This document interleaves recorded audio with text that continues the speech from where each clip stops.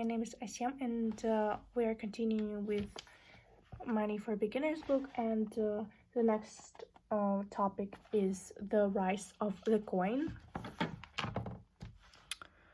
Money has taken many different forms throughout history, but some things have been used more widely than others.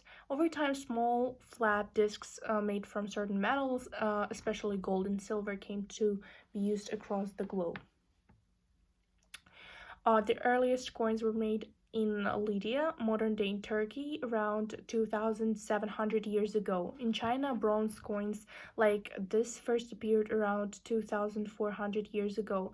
Not all coins were round. Silver coins like this were used in India around 2,400 years ago. You can see here like more closely. Coins weren't used in the Americas until European settlers came, but people traded with gold objects. Gold and silver were the perfect materials to make coins, rare enough to be precious, but not too rare, so almost anyone could have a little. Gold and silver were too valuable to use for everyday business, so people also made coins from other less rare materials too, like brass and bronze. In ancient Rome, a single gold coin held the same value as 25 silver coins, or 200 brass coins, or 1,600 bronze coins. For most people, one silver coin was worth 1 day's pay, so one arius was nearly a month's wage. Coins were made or minted by local rulers and governments who used them to collect taxes. They had to be recognizable so people could feel confident spending them and accepting them. Many features of coins haven't changed since they were first used around 2,700 years ago. So the system worked well for over 1,000 years, but coins weren't perfect. They were heavy and carry in big quantities, and worse, people could steal them. People found creative ways to cheat with coins too. Coin cheats mixed in less valuable metals to make cheap gold coins. They also shaved scraps of metal from the edges of real gold coins. These scraps were then melted so they could be used to make more gold coins.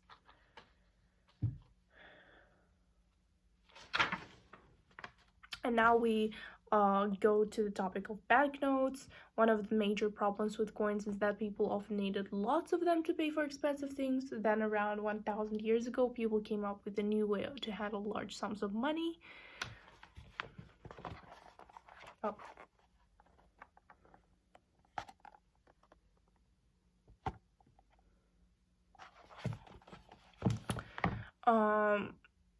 To solve these problems, bankers in China offered to store people's coins in secure vaults.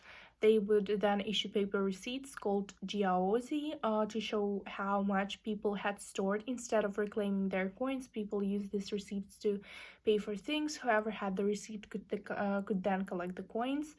Jiaozi were the world's first banknotes.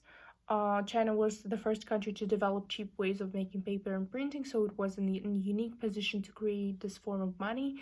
Each bank designed and produced their own jiaozi. These banknotes today, they had elaborate designs, and to make them as hard to copy as possible. Jiaozi weren't perfect. They were only ever used to represent really large sums of money, so most people didn't use them. They were easier to copy than coins. Banks at this time were risky businesses. If they failed, their customers would be left with worthless receipts of money they couldn't reclaim. It took a while for the system to catch on. It was even abandoned for around 400 years. But in time, China began printing standard notes that worked in all the major banks, a system that survives to this day. Not worth the paper is printed on. Modern banknotes still look like if they're receipts, just like jiaozi. In some countries, the signature of the chief banker has been printed next to sentences that says, "I promise to pay a bearer on demand the sum of." If you took that note into a bank to demand to be paid, they wouldn't do anything. That's because all money today is fiat money. It isn't linked to a store of coins or gold or anything else. Fiat money gets its name from the word fiat, which means let it be done. In Latin, it's only valuable because the government says so. This hasn't always been the case. In 1816, the British government promised to change the fixed amount of gold for its currency. This was known as the gold standard. Should I wish I could use this note to claim 10 euros worth of gold, it's been being kept safe in a Bank of England.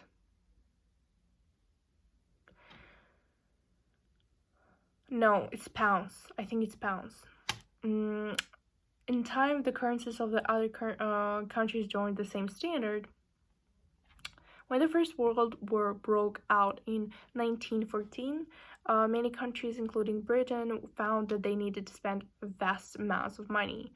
Governments discovered they printed more money than could be matched by all the gold in the world, but they also realized this didn't matter. So as long as people kept trusting banks, the gold standard soon became a thing of the past. It ended for good in 1971 when the USA became the last country to stop using it. Banknotes were no longer linked to anything else. The age of fiat money had begun.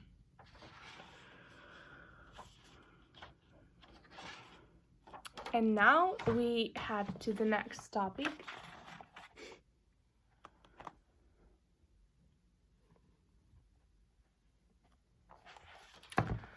Money in all its forms. Money isn't just about cash or electronic money. It is at heart a promise that most people trust. Over the centuries, people have developed at least three other ways to turn promises into money. Debts are money that someone promises to pay you in the future. Hey Rob, I want to buy this book, but I don't have the money. Can I borrow $5? Of course, Julie. Don't worry about paying me back. I owe my dad $5. You can pay it back to him instead.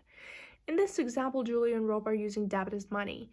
Instead of paying Rob back in money, Julie has agreed to take on his debt instead. Debt is often described as something you have. When you have debts, you owe money. But it's also something you can buy. When you buy debt, you're owed money by a debtor. This can be valuable because debtors usually pay back an extra fee called interest. Buying debt can be risky because debtors aren't always able to pay you back.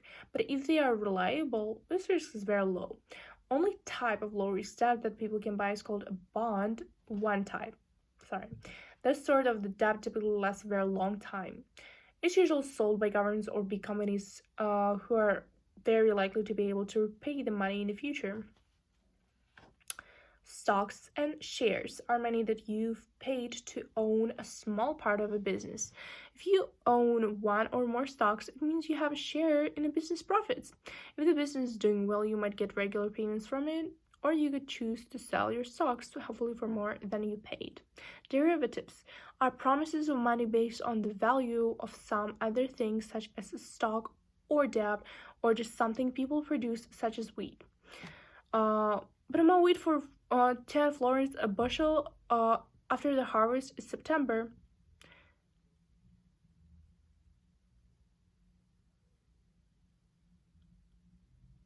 Okay, debt, stocks, derivatives, and other forms of money are all known as financial instruments. You can exchange them with other people as if they were money. Most people who work in banks, especially the highest paid ones, advise rich customers on how to get even richer by buying and selling financial instruments.